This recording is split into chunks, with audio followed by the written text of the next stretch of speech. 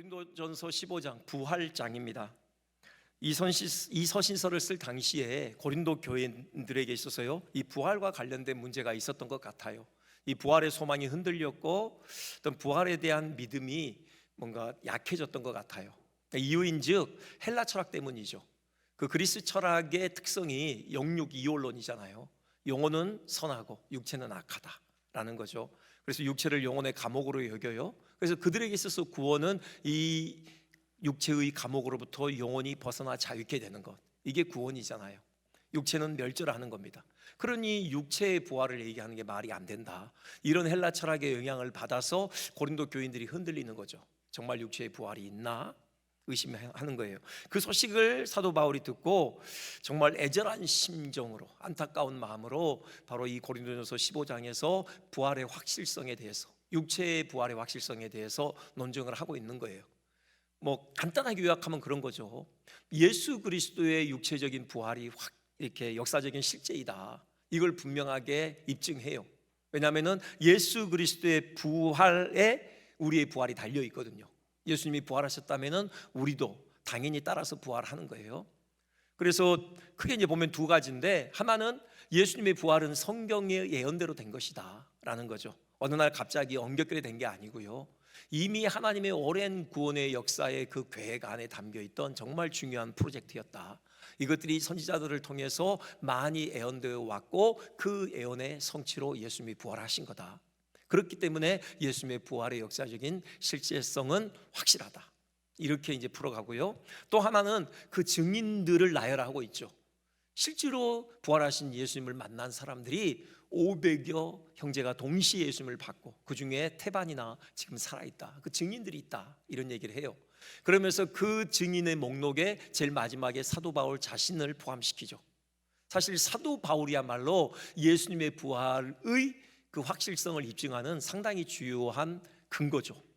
그가 그 예수 믿는 자들을 잡아 죽이기에 그렇게 열심을 냈잖아요. 그런데 이제 예수님을 믿을 뿐만이 아니라 예수 믿으라고 그렇게 복음 전하는 사도의 길을 걷고 있거든요. 무엇이 그를 그렇게 변하게 했는가? 그가 부활하신 예수님을 만났다라는 거죠. 나의 변화를 봐라, 이것이야말로 예수님의 부활의 역사적인 실제성을 입증하는 주요한 도구가 아니겠는가, 지금 그런 논증을 피고 있어요. 그래서 예수님 부활하신 게 확실하다, 그렇기 때문에 여러분도 부활한다, 지금 이렇게 얘기를 풀어가고 있습니다. 그리고 이제 결론이에요. 우리가 봉독한 본문은요, 이제 57절 58절에서 이런 예수 그리스도의 부활을 진정으로 믿는다면 그에 대한 합당한 반응은 이거다라는 거죠. 두 가지로 얘기하고 있는데요, 먼저 57절에서는 감사입니다. 감사하게 된다고 그래요. 57절 보면요, 우리 주 예수 그리스도로 말미암아 우리에게 승리를 주시는 하나님께 감사하노니. 그렇죠. 승리를 주신 하나님께 감사한다. 이 승리는 물론 무엇보다도 죽음에 대한 승리죠. 죽음에 대한 승리야말로 가장 값지고 빛나며 최종적인 승리이죠. 그리스도께서 죽음을 이기셨고요, 이제 그리스도와의 생명의 연합을 이룬 우리들이 그 그리스도의 승리에 동참하게 된다라는 거죠. 물론요, 뭐 성도가 죽음에 대한 그리스도의 승리에 동참한다고 해서 지금 전혀 죽음을 경험하지 않느냐, 그건 아니죠. 이 땅에 사는 동안 성도는요, 육체와 영혼의 분리로서의 죽음을 경험할 수 있어요. 나이가 들고 노쇠해지면요, 이 육체의 호흡이 끊어지는 순간 맞이하게 됩니다. 그 외에도 여러 가지 사고, 질병으로 인하여서 우리의 심장의 박동이 멈추는 순간이 찾아올 수도 있어요.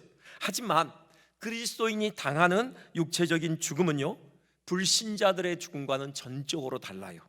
뭐가 다르냐? 성도의 죽음은 더 이상 죄의 저주로서의 죽음이 아니라는 것이죠. 죽음에 대한 사람들의 통상적인 반응 뭡니까? 부정적이죠. 어느 교회에서 있었던 일이다 라고 하는데, 그 해에 그 교회에 유독 소천하는 분들이 많았어요. 장례식이 연달아 이어집니다. 근데 흥미로운 것은 보니까요, 나이 순으로 소천하는 거예요. 그리고 그날도 지금 한 권사님의 장례식 예배를 드리고 돌아오는 길에 버스 안에서 한 권사님이 이 얘기를 한 겁니다. 참 올해는 참 이상해, 다들 차례대로 가시네. 그러면서요, 그럼 다음번에는 누구 차례지?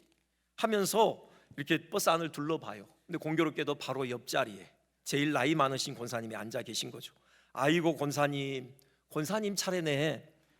그러자 그 권사님이 손사래를 치면서요, 내 눈치들 보지 말고 먼저들 가. 내가 양보할게. 그랬다고 합니다.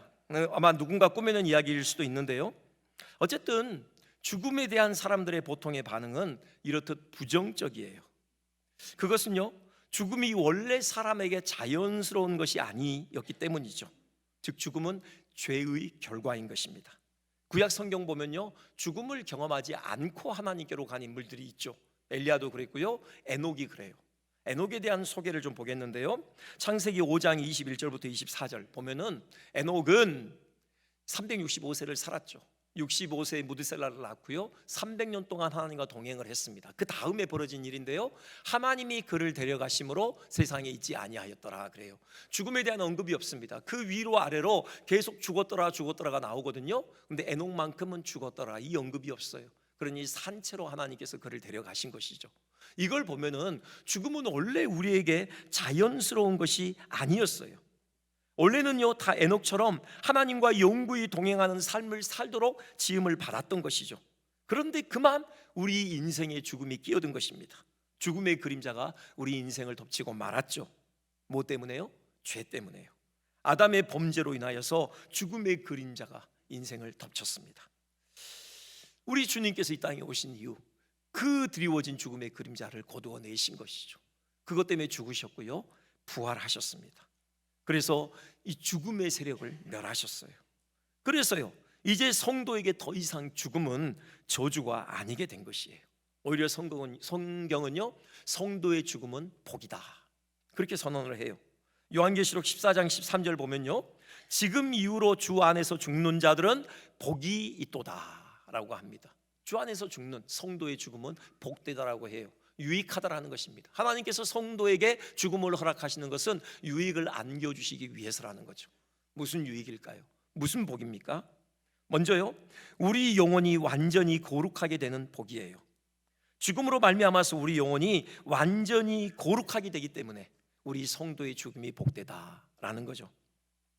그게요, 히브리서 12장 보면 이런 내용이 나와요. 보면은 살아계신 하나님의 도성인 하늘의 예루살렘, 지금 이건 지금 천국을 얘기하는 거죠. 천만 천사, 천국을 지금 분명히 묘사하고 있습니다. 그러니 여기 나오는 지금 이 존재들은 다 천국을 구성하고 있는 지금 존재들이죠. 거기에 제일 끝에 보면은 온전하게 된 의인의 영들이라고 해요. 자, 의인이라고 해요, 예수 그리스도를 구주로 믿어서 그 피로 죄사함을 받았으면 의인인 것이죠. 그리스도인입니다. 근데 영들이라고 해요, 육체적인 죽음을 경험한 자들이죠. 영혼들입니다. 그런데 그 앞에 온전하게 된 의인의 영들 이렇게 돼 있어요. 이게요, 우리와 다른 거죠. 우리는 의인이긴 해요. 우리도 예수님을 믿음으로. 그런데 아직 우리는 온전한 의인은 아니에요. 죽음으로 지금 천국에 가 있는 그 그리스도인들, 그 영혼이 온전케 된 바로 의인이라는 거죠. 우리는요, 이 땅에서 끊임없는 죄와의 투쟁을 겪고 있어요. 늘 승리하는 것은 아니죠. 죄에 걸려 넘어질 때가 많아요. 우리가 얼마나 많은 은혜를 받고 있습니까? 그런데요, 마치 밑바닥이 깨진 항아리처럼 그 은혜 다 쏟아버리고 바닥을 헤매고 있는 우리 모습을 보고 실망할 때가 우리는 한두 번이 아니잖아요. 그래서 하나님 앞에 나아가서 가슴을 찢으며 통회하며 자복하는 그 아픔의 과정을 우린 지나가고 있어요. 또요, 사람들에게 나의 본 모습을 들키지 않기 위해 가면과 허식과 위장으로 가려야 할 때가 우리 한두 번이 아니잖아요. 온전하지 않아요. 그런데 그들은 온전케 된 의인의 영들이다, 죽음으로 온전한 거룩의 상태에 들어가게 되었다라는 것을 분명히 보여주는 대목이죠. 그러니요, 우리가 죽어서 우리 영혼이 천국에 가게 되면 거기서는요, 더 이상 힘들게 제자 훈련 안 해도 됩니다. 여러분, 뭐 그렇지 않아도 우리 일상이 늘 피곤한데 이번 고난주간 맞아서 일주일 내내 그 졸린 눈 비벼가면서 특별 새벽기도에 참여하셨잖아요. 이제 더 이상 그럴 필요 없어요.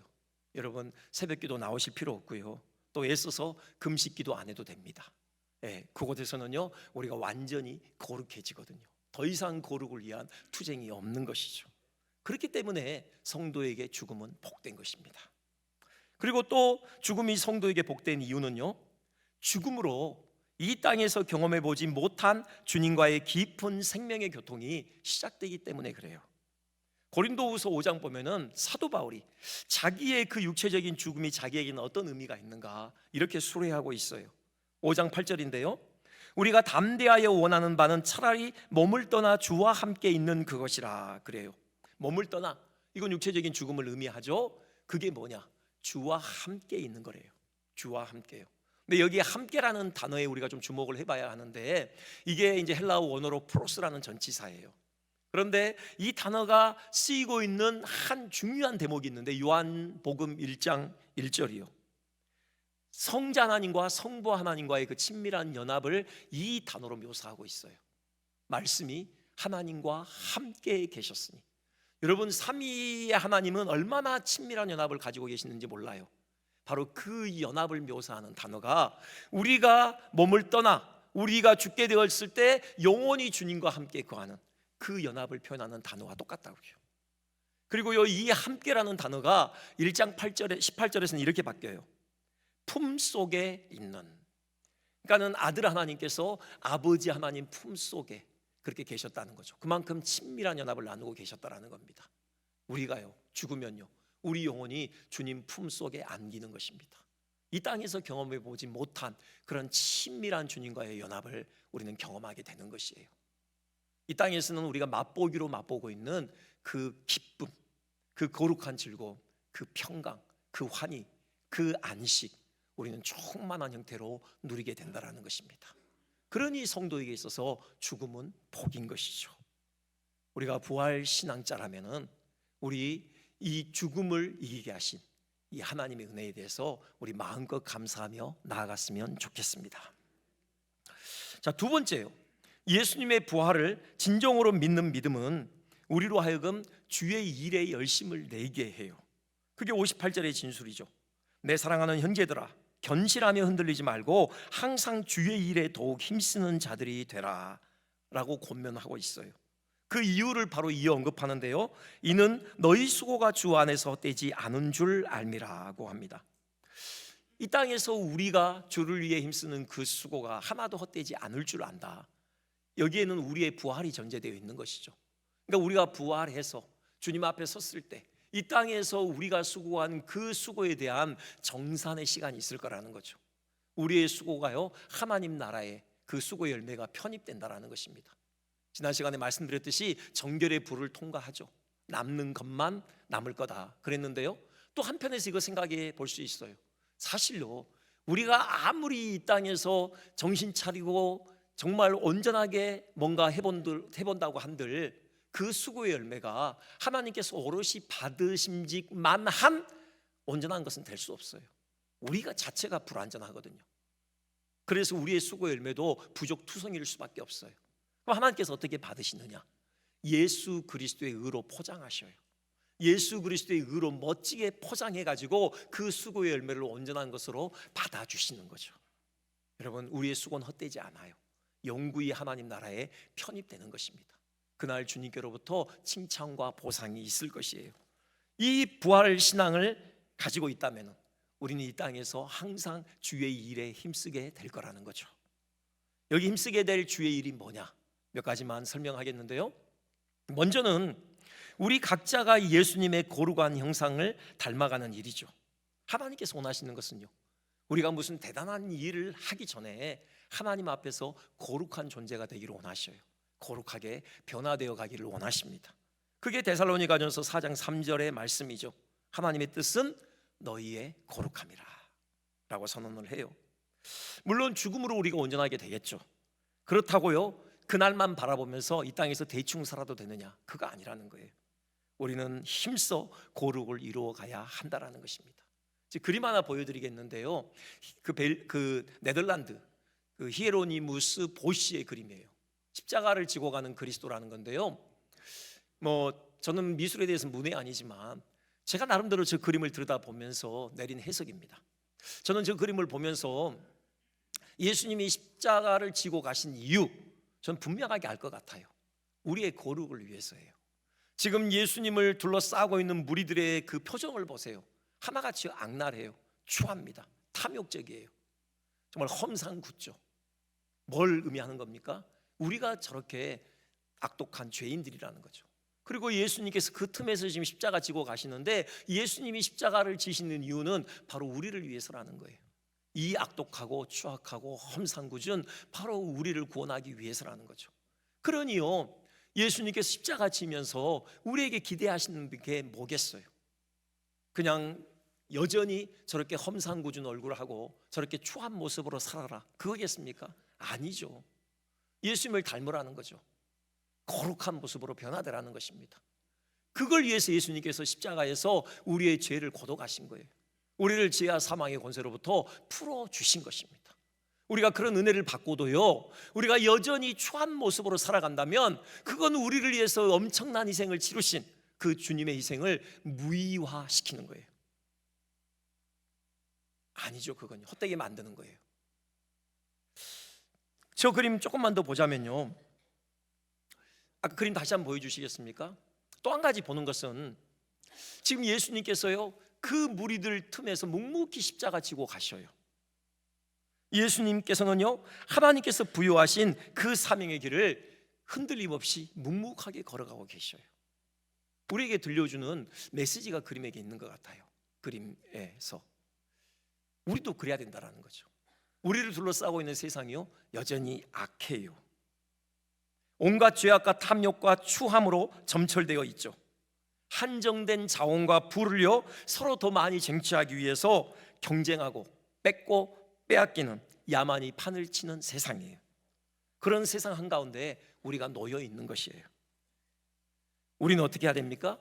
예수님처럼 그런 세상에 동화되지 않고, 그런 세상의 가치관에 휘둘리지 않고, 죄악이 우리의 마음과 생각을 비집고 들어올 틈을 주지 않고 주님처럼 묵묵히 우리에게 맡겨진 사명의 길을 걸어가야 한다는 거죠. 주님을 십자가 지고 따라가야 한다는 것입니다. 우리는 모두 세상에 작은 예수가 되어야 한다는 거죠. 이게 부활의 소망을 가진 그리스도인들의 합당한 삶의 태도이다, 주님 우리에게 말씀하셔요. 그리고 또 우리가 힘써야 될 주의 일이 있죠. 모든 족속으로 제자 삼는 일입니다. 부활하시기 전에, 부활하신 후에, 승천하시기 전에 예수님께서 우리에게 부탁하신 바가 그거예요. 너희는 가서 모든 민족을 제자로 삼아, 그러시죠. 우리는 이것을요 지상명령이라고 합니다. 지상명령. 그때 그 지자는 땅 지자가 아니에요. 땅 위의 명령이다, 그게 아니라요 지극할 지이죠. 지극한 명령, 지극히 위대한 명령, 지극히 높은 명령이라는 거예요. 주님의 우리를 향한 명령들이 다 중요하죠. 특별히 모든 민족으로 제자를 삼는 이 명령은 더없이 중요하다는 것입니다. 더없이 우선적으로 우리가 수행해야 될 사명이라는 거죠. 그 슈베르트의 대표곡 중에 미완성 교향곡이 있죠. 1장, 2장, 그 2악장까지는 완성됐다고 해요. 근데 3악장은 뭐 9마디인가 이렇게 쓰다가 말았다고 하잖아요. 그래서 미완성이라는 이름이 붙여졌는데요, 뭐 이유는 뭐 다양하게 얘기하는데, 어쨌든 우리에게 이 2악장의 책이 있습니다. 누가가 썼죠. 누가복음이 있고요, 사도행전이 있어요.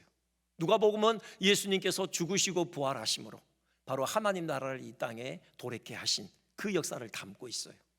이게 1악장이라면요, 이제 2악장으로서의 사도행전은요, 그렇게 예수님께서 세우신 그 하나님의 나라를 성령의 권능을 받은 사도들이 복음을 전해서 예루살렘과 유다와 사마리아와 땅끝인 로마에까지 확장시켜가는 그 역사를 담아내고 있어요. 그게 2악장이죠. 그런데요, 이 2악장인 사도행전은 미완성의 책입니다. 완성되지 않았어요. 하나님 나라가 아직 완성되지 않은 것입니다. 여전히 진행되고 있어요. 이 하나님 나라를 세워가는 이 대서사시는 아직 완성되지 않은 거죠. 그걸 이었어야 될 몫이 바로 우리에게 있는 것입니다. 늘 말씀드리지만 하나님의 나라는요 마지막 한 영혼이 죽게 돌아올 때 완성돼요. 우리는 그때까지 이 모든 민족을 그리스도의 제자 삼는 이 사역을 감당하는 것이에요. 이 일에 힘쓰는 것입니다. 특별히요 부활의 복된 소식 전해야죠. 내 삶의 주변에요 아직도 예수님이 부활하신 이 소식을 제대로 모르고 있는 분들이 있습니까? 여전히 죽음의 터널 한가운데 갇혀 계신 분들 계셔요? 우리 그들을 찾아가야 합니다. 부활의 소식을 전해야 해요. 예수님 부활하셨습니다. 예수님 믿으면 예수님의 부활이 당신의 부활이 됩니다. 우린 전해주어야 해요.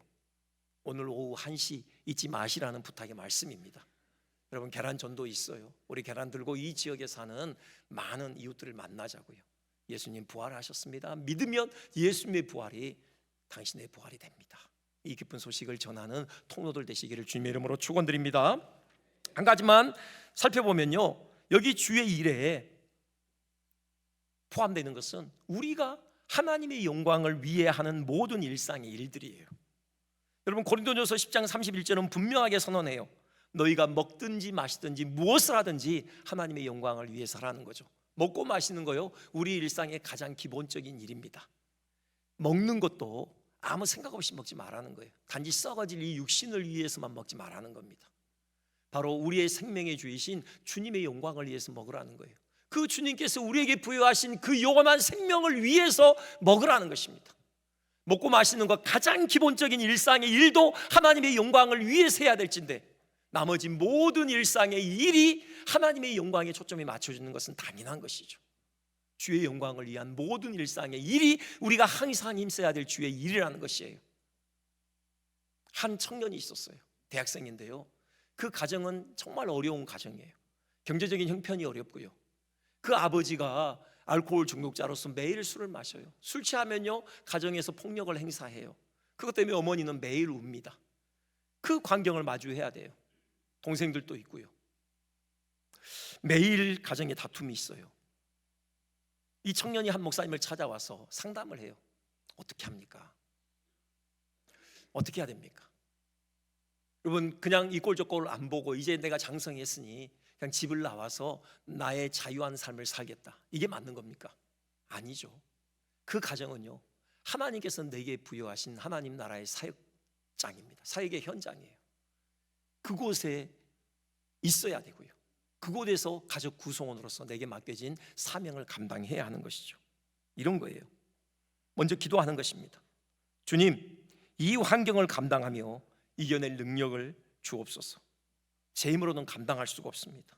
아버지가 술 먹고 폭력을 휘두르면 정말 어떻게 해야 할지 모르겠고요, 우는 엄마를 끌어안고 동생들을 돌보고 학교 다니면서 집안일을 감당하는 것 너무 벅찹니다. 하지만 주님께서 이 가정에서 주님 나라를 이루시기를 원하신다면 내가 그런 아버지 사랑하고 집에서 살아갈 수 있게 해주세요.